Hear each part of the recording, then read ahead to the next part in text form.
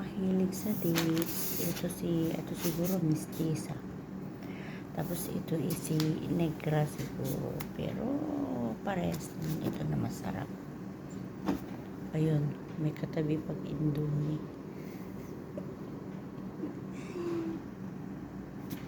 Saglit lang.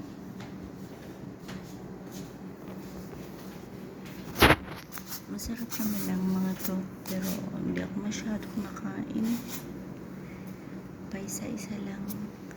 Paisa-isa nga lang. Ayaw ko kasi. Meron naman ganito sa Pilipinas, kaso lang yung na, yung sasabihin dun, yung sweets na siya talaga, yung nabalot na sa plastic. Ito kasi fresh ito. Mas gusto nila ito kasi masarap yan, kinakain hanggang dyan.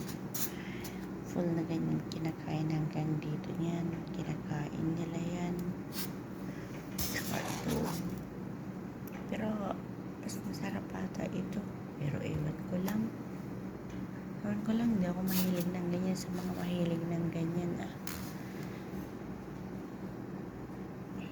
Ito yung tinatawag nilang tamar sa Arabic, tapos dates sa English. Sa mga Pinoy, ano lang yan, ilan lang ang may gusto. Kasi hindi naman pag Pinoy nakain yan pang Arab naman.